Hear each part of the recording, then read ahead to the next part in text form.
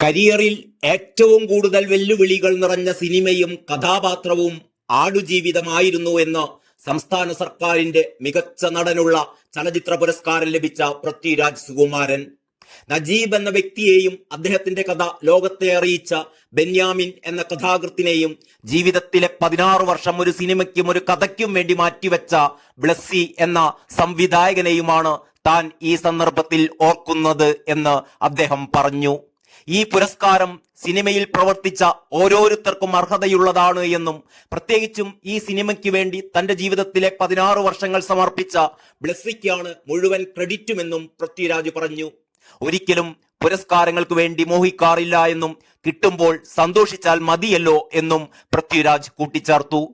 ഈ അംഗീകാരങ്ങൾക്കൊപ്പം തന്നെ ആ സിനിമയ്ക്ക് ലഭിക്കാവുന്നതിൽ ഏറ്റവും വലിയ അംഗീകാരം സിനിമ റിലീസ് ചെയ്തപ്പോൾ ലോകമെമ്പാടുമുള്ള പ്രേക്ഷകർ ആ സിനിമക്ക് അംഗീകാരം തന്നു എന്നുള്ളതാണ്. അത് കഴിഞ്ഞതിന് ശേഷമാണ് ഈ അംഗീകാരം കിട്ടുന്നത് എന്നത് സന്തോഷത്തിന് ആക്കം കൂട്ടുന്നു. എന്റെ കരിയറിൽ ഏറ്റവും കൂടുതൽ വെല്ലുവിളികൾ നിറഞ്ഞ സിനിമയും കഥാപാത്രവുമായിരുന്നു ഇത്. മറ്റാരെക്കാളും ഈ സിനിമക്ക് കിട്ടിയ അംഗീകാരങ്ങളിൽ നമ്മൾ ഏറ്റവും ക്രെഡിറ്റ് കൊടുക്കേണ്ടത് ബ്ലെസ്സി ചേട്ടന് തന്നെയാണ്.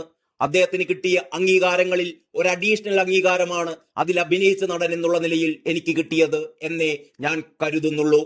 ഈ സിനിമയിൽ അവാർഡ് കിട്ടിയ എല്ലാവരും തന്നെ അത് അർഹിക്കുന്നു എന്നുള്ള അഭിപ്രായക്കാരനാണ് ഞാൻ.